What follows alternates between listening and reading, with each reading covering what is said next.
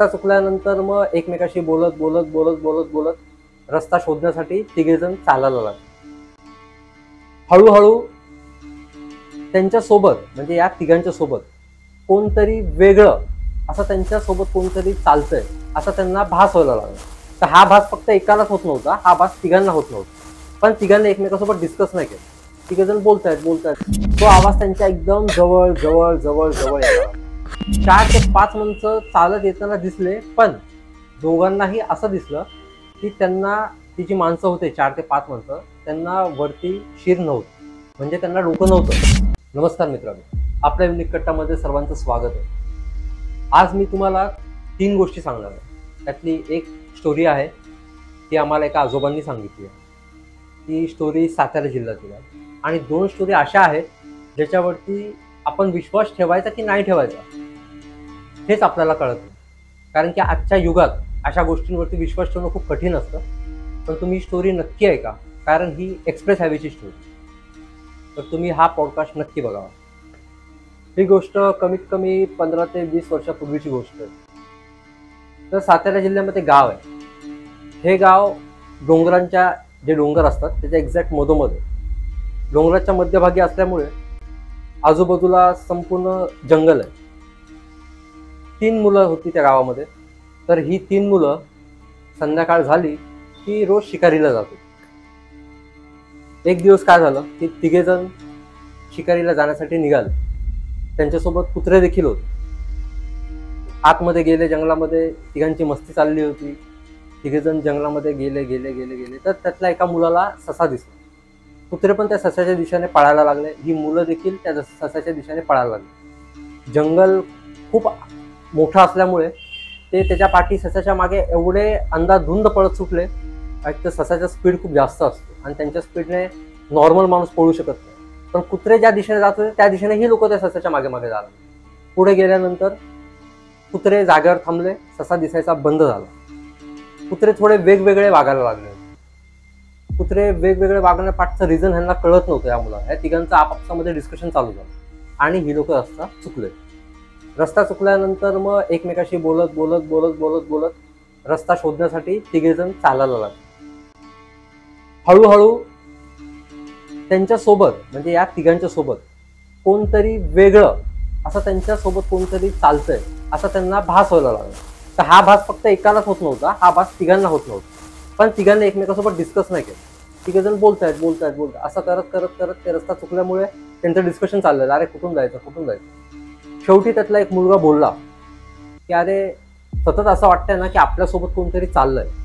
लगेच मग दुसरा पण बोलला, अरे मला पण तसं वाटतं. तिसरा पण तेच म्हटला. मग तिघे घाबरले. तिघांनी एकमेकाचे हात घट्ट धरले आणि हळूहळू आपला रस्ता शोधण्यासाठी म्हणजे घरी परत जाण्याच्या रस्त्यासाठी ती लोक रस्ता शोधत शोधत त्या कुत्र्यांना घेऊन चालायला लागली. बरं, याच्यामध्ये कुत्रे सुद्धा वेगवेगळ्या प्रकारे रिॲक्ट करत होते. म्हणजे कुत्रे नॉर्मल चालत नव्हते, ते असे शेपूट आतमध्ये घालून घाबरत घाबरत म्हणजे जे कुत्रे रस्त्याला किंवा जंगलात गेल्यानंतर इकडे तिकडे शिकार कुठे सापडते या पद्धतीने असतात, तेच कुत्रे वेगळ्या पद्धतीने रिॲक्ट व्हायला लागले होते. तर त्यांचं पण रिॲक्शन बघून, कुत्र्यांचं रिॲक्शन बघून ती मुलं अजून घाबरत. तर त्या लोकांना तो जो आवाज होता, जसे जसे ते पुढे पुढे पुढे पुढे चालायला लागले त्यांना मागून आवाज येत होता. तो आवाज म्हणजे एका बाईचा आवाज होता. खूप विचित्र पद्धतीने ती बाई रडत होती. त्या रडण्याच्या आवाजाला तिघेजण घाबरले आणि चालत चालत हळूहळू हळू एक एक एक एक एक पाऊल पुढे टाकायला लागला. तो आवाज त्यांच्या एकदम जवळ जवळ जवळ जवळ यायला लागला. जसा तो आवाज जवळ जवळ यायला लागला तसंच त्याच पद्धतीने लहान मुलांचा रडण्याचा आवाज यायला लागला, बांगड्यांचा आवाज यायला लागला.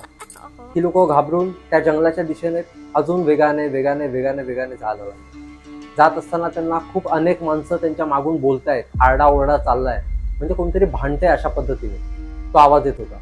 मग हळूहळू ती लोक त्या जंगलाच्या दिशेने रस्ता शोधत शोधत घाबरल्याच्या पद्धतीने जात जात जात जात एका टेकडीजवळ पोहोचले. जसे जसे ती लोक टेकडीच्या जवळ जायला लागले तो आवाज त्यांचा जो आवाज येत होता त्यांना तो आवाज कमी व्हायला लागला. हळूहळू त्या आवाजाचा वेग कमी कमी कमी कमी कमी कमी होत गेला. जसे ते एक्झॅक्टली त्या टेकडीजवळ पोहोचले तो आवाज बंद झाला. त्याच्यानंतर कसे बसत त्यांना तो रस्ता ते लोक शोधायला लागले. रस्ता त्यांना सापडला.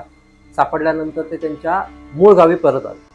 गावी परत आल्याच्या नंतर ह्या गोष्टीचं डिस्कशन ते तिघे पण आजारी पडले. तिघे आजारी पडल्याच्या नंतर घरातल्यांनी विचारलं की तुम्ही लोक काय झालं तुम्हाला, असं का वागताय वेड्यासारखे. कारण त्यातले 2 मुलं जरा जास्त ओव्हर रिॲक्ट करत होती. त्यांना चक्कर वगैरे यायची, उलट्या व्हायच्या, ताप आला होता तिघांना पण. तर तिघांनी असं काय खाल्लं तुम्ही, काय झालं, असं गावातल्या माणसांनी, घरच्या माणसांनी त्यांना विचारलं. मग या तिघांनी खरी गोष्ट सगळ्यांना सांगितली की आम्ही लोक जंगलात गेलो होतो, जंगलात अशा अशा पद्धतीने आम्हाला विचित्र प्रकारचे आवाज आले, आम्ही लोक रस्ता विसरलो, ससा जो दिसत होता तो ससा गायब झाला. त्याच्यामुळे त्यांचा जो वास होता तो अजून देखील त्या जागेत आहे. त्यामुळे आता तर शिकारीची पद्धत बंद झाली आहे, पण त्या पिरियड नंतर कोणीच तिकडे शिकारीला वगैरे संध्याकाळच्या नंतर कोणीच जंगलात जात नव्हतं. आता पहिली स्टोरी तुम्हाला सांगितली, आता दुसरी गोष्ट सांगतो. आणि ही गोष्ट सांगण्यापाठचं रिझन तुम्हाला मी थर्ड गोष्टीमध्ये सांगेन, तिसऱ्या गोष्टीमध्ये. तर 2 ऑफिसमधले कलीग होते. त्या दोघांना एका मीटिंगच्या निमित्त दोघांनाही पुण्याला जायचं होतं. तर दोघे जण एक्सप्रेस हायवेने निघाले होते. ते जे सर होते ते गाडी चालवत होते, त्या मॅडम होत्या त्या मागे बसल्या होत्या. दोघे जण आपलं बोलत बोलत बोलत बोलत बोलत रस्त्याने चालले होते. पावसाळ्याचे दिवस होते. पाऊस असल्यामुळे दोघे जण काचावरती होते आणि रस्त्याला फॉग वगैरे जमा होतो. पावसामुळे आपल्याला सगळं ब्लर दिसत असतं. त्याच पिरियडमध्ये गाडी त्यांची हळूहळू करून बंद होत होती. मध्ये मध्ये स्टार्ट करायचे जायचे, स्टार्ट करायचे जायचे. शेवटी एका स्पॉटला जाऊन गाडी त्यांची बंद पडली. ती परत स्टार्टच होत नव्हती.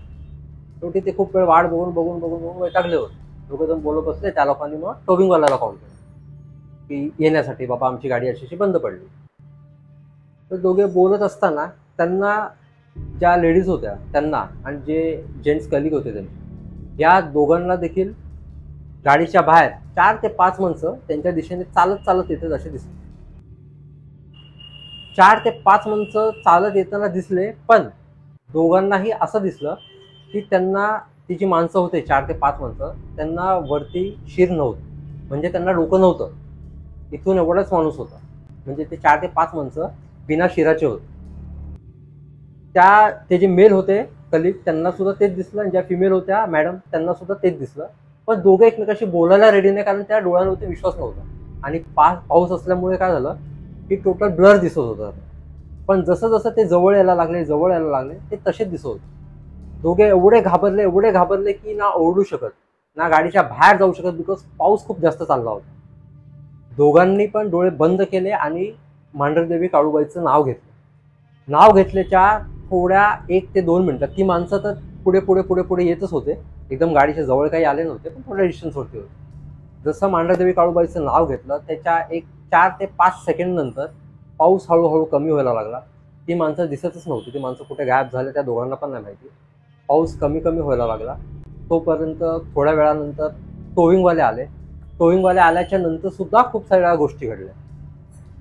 त्याच्यानंतर त्या टोविंगवाल्याने इव्हन त्यांना, ह्या लोकांनी, ते जे जेंट्स होते त्यांनी त्या टोविंगवाल्याने स्टोरी सांगितली. तर ते म्हटले अशा छोट्या मोठ्या गोष्टी होतच राहतात, तुम्ही या गोष्टीकडे दुर्लक्ष करा.